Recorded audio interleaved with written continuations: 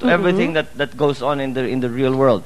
But he will have a choice, and when the time comes for him to decide what his career will be, he will have a choice. He can be a musician, he can be a writer, he can be a politician, he can be anything he wants. Speaking of exposure, Chris. Sorry na, last question sige, ito sige. kasi. Meron lang Kasi sana akong gusto ipagawa eh. Hindi, tungkol lang sa exposure kasi. Kasi di ba, ang 1986 had a profound effect on my life, as I'm sure it had a profound effect on your life. Do you think na with what happened, did it bring your family closer together? Dahil di ba, in the face of adversity talaga, sino bang nag-unite kung hindi yung magkakapamilya? Totoo yan. At pagka sinasabi sa akin, what are the good things that happened, because of this, the exile. And sinasabi naman nila, sinasabi ko, isa sa pinakamagandang nangyari, talagang naging malapit kami mga pamilya. And Yes. I wasn't married yet then, but my sisters were with small children. And sinasabi nila, mas mabuti na rin in a sense that they now found the time, kasi kung hindi nangyari yun, they'd be working, they'd be doing things, hindi nila nakikita yung kanilang anak. Whereas now, they are able to just, when we were in exile, they could spend time, yung walang ginagawa. Was it a difficult adjustment? Kasi for us, it was a very difficult adjustment because biglang walang adjustment period, di ba? Normally, when someone is elected, meron kang time for yung di ba, like in the States, from November, January pa bago nagkaka-inauguration. So, maganda yung turning over. Ito, bigla-biglaan. Sa inyo ba, how did it feel na biglang, hello, goodbye Philippines, hello America? It was shocking. In the pure sense, you were Nalaman mo ba kung sino yung mga tunay na kaibigan? Oo. They say that's what normally happens. Well, talagang makikita mo talaga kung Marami sino ba yung talagang didikit o hindi. balimbing, Bong? Bakit? Sorry! As we've mentioned, this is history in the making, pero matagal-tagal bago maulit ito na... Masagot mo muna sa kanya yun, yung tungkol sa balimbing. Yung balimbing. Sige. Marami Mamaya pa talaga. makopa naman yung sabi mo. Sige. Kung maraming balimbing, alam mo, ang tingin ko ganito, people are not, hindi naman masama ang tao. Meron masama talaga na hindi naman kailangan mamintas pa marami pang sinasabi. But there are people na makikita mo, that's their survival din Hinate mo ba kami? Hindi, Teka, ito na nga. Ito ang magandang segue I was explaining that to him. Kasi Sige before, I was telling him na I was a year and a half, tapos sabi ko, kulang na lang isipin ko meron kayong mga horn sa ulo ko. Dahil, syempre, di ba yun ang kinalakihan ko? So, I was wondering kung, was the situation the same for them? Well, I think, in our case, because we have, as I said, been in politics for a long time, yung mga personal na namin, hindi masyadong pumapasok yan sa hate and love. And, well, siguro sa umpisa, when unang reaction mo, sasabihin mo, bakit naman ganito? Bakit yung mga taong ganyan? But after a while, lalo na yung sa 86, nung nasa Hawaii kami, sabihin mo, ganun talaga ang buhay, wala kang magagawa, just get on with it. And again, we really came to the conclusion that to cloud your mind with all of this emotion, especially when you're talking about your public life, is a dangerous thing. So, iniwasan namin yun. Nakakayanan nyo yun to separate it? You have to. You just have to. Okay, Arnelli, go. Eto na. Naku, nakabuelo rin ako. Sorry! Alam mo, ibang klase ka talaga. Nag-absent ka lang ng isang Lunes Nag-turbo ka na Hindi na, si Tito Jo Marie nagpapa-impress. But you are very, very good. Pero Chris, alam mo, sinabi nga natin history in the making ito na interviewin mo si Congressman Bongbong Marcos. Now, hindi na tayo siguro makakapag-antay pa ng isang beses na maulit ito na kung sakasakali magkabaliktad ang sitwasyon na si Congressman ang may show at ikaw naman ang i-interviewin. Pwede siya magka-show. Ano kaya kung baliktarin natin for a while? Congressman, is there a question in your mind na noong pa, hindi mo pa namimit si Chris, puro sa dyaryo lang, ano gusto mo itanong sa kanya?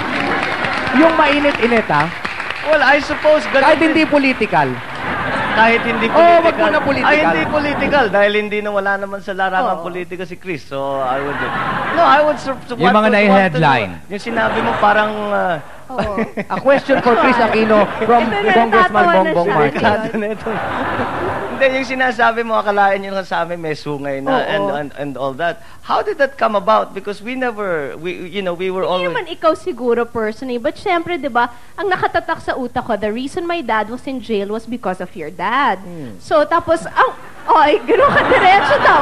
Hindi, totoo naman ho talaga yun. Kasi nga, I was explaining to him, I was only 18 months old when martial law was declared. So, 18 months lang ako noon. So, syempre, ang kinalakihan ko, dumadalaw kami sa Fort Bonifacio. And tinatanong ko, bakit ganito? Bakit ganyan? And syempre, bumabalik sa daddy mo. But then, I remember, of course, na your mom was very nice to my dad nung nagka-heart attack ang daddy ko at ang mommy mo nag-facilitate na makapunta kami sa Amerika. So, hindi naman ako blinded totally na lahat ng ginawa nyo evil. Hindi naman ganon.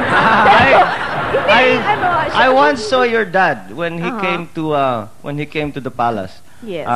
Na balitaan namin, I was hanging around. Si daddy nag-iisa sa opisina niya. Sabi ko, bakit walang tao? Bakit walang bisita? Sabi, pupunta si Ninoy, mag-uusap silang dalawa. And your father arrived. And I was so surprised, nakatago ako sa likod. As usual ko, basta't may alam kong medyo importanteng nangyayari. Like, you talk about history in the making. That was history in the making. Nakatago ako sa likod. And I was so surprised. Ang tawagan nila, Brad.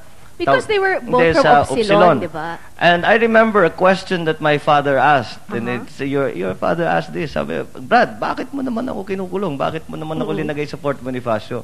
Ang tanong naman ng tatay ko sa'yo, Brad, kung ikaw nasa position mo, sa position ko, hindi mo ba gagawin? Yun, nagtawanan silang dalawa. So I suppose they were able to see further than that. Siguro, di ba, pagka mag-anak ka, mas matindi talaga yung nararamdaman mo. Sa bagay, kung gano'n ang papag- siguro, if 8 months from now, and you were jailed, siguro, yung anak mo rin naman, siguro, yun ang kalalakihan. Kung sino man yung in power at that time, will also be, I guess. Well, I suppose it's inevitable that would happen. Basta especially sa Philippines, where the politics is taken so personally. Yes. Napakalaking problema natin yan dito sa Pilipinas. Dapat ang politiko hindi naman dapat pinapasukan ng personal. But in fairness naman, I've always said, every time napapanood ko si Bongbong na napakatalino niya, napaka-articulate na, at mukha naman siyang hindi makakapatay ng tao. So, yun naman ang sinasabi, diba? Mukha siyang mabait talaga. Chris, yes. Excuse me, no? Ang ganda kasi ng discussion na talaga sobra over my dead body. Sa totoong totoo lang. Saludo ako sa inyong dalawa. Hinahangaan ko kayo kasi napakatalino nyo, ano? Pero kayong dalawang tatanungin ko, someday, may ambition ba kayo na tumakbong presidente? And would you be like your father? In case you'll be At maglalaban pa kayong dalawa? Oo. Hindi ako, Would the scenario be the same? I think in my case, mas mahirap siguro because babae nga ako. And yung sa mommy ko was a very special situation. I think to this day, very, very male chauvinistic ang ating society. So mahihirapan pa ho ang mga babae. I don't know if 30 years from now, the situation will be different. Pero ako siguro gusto ko maglingkod sa mga mamamayan, but I don't think politics is my cup of tea at this moment. Yes, what about Bongbong? Excuse mo, Bongbong. Una, I beg to differ. Ang mga lalo na ngayon we'll talk again about the youth. Yung mga kabataan, yung mga chauvinistic na dating cultural impediments natin, wala na ngayon yan. And I would say that certainly, in our society, there are so many women are dominant in their societies. Sa Ilocano, talagang matriarchal society kami, and we really respect the role of a mother, wife, and the woman in So I guess you in make our a very culture. good husband kasi di ba? Well, I try. Maganda yung ano niya. What about you? Yung About tanong running namin for the sa'yo. presidency, I don't know. Is it one step at a time? No, I did Yung not ano? enter politics to become president. You entered it for what purpose? I entered, very specific yung akin. Doon lang nasa Hawaii kami. I remember when we arrived, they literally took everything away from us. And when we arrived, we had nothing. And ang mga tumutulong sa amin, yung mga Ilocano, alam naman natin, ang daming Ilocano doon sa Hawaii. And lumalapit sila, tinutulungan kami, nagluluto sila, pinapakain kami, nagkoleksyon pa para makabili ng refrigerator, kung ano-ano. So, you can imagine, this is somebody who Mararamdaman mo talaga yung yung pagmamahal ng mga tao. So, ang aming iniisip, sabi, kailangan natin magpasalamatan itong mga ito. And this is how well do you serve the province? But also, I wanted to be part of the national debate. So, I entered, sabi ko, ideal ang Congress. At hindi ko naman iniisip ang pagka-Senado. Napapag-usapan na lang yan. So, I guess here we are now, life as a way of surprising us. And now that I'm here, but I did not go in, uunahin ko yung congressman, tapos magsisenado ko, tapos tatakbo ko bilang Pangulo. Hindi ganun ang pag-iisip ko. Ang iniisip ko lang paano makapagsilbi sa tao. And we will see if that comes. But it is not the end result. Because ang unusual sa atin dalawa, nakita natin yung pagkapangulo, hindi lang yung sa television. Yes. Nakikita natin kung gaano kahirap talaga yun. And 20 years I'll ask you, is a napanood mo long- ba ang Dave? Yes. Yeah. Kasi kaming lahat talaga tuwan-tuwa dun sa pelikula Oh, ngayon. I Did you remember. feel the same way? I Na felt ano? it would have been wonderful if we could have done something like that. But Oo. unfortunately, hanggang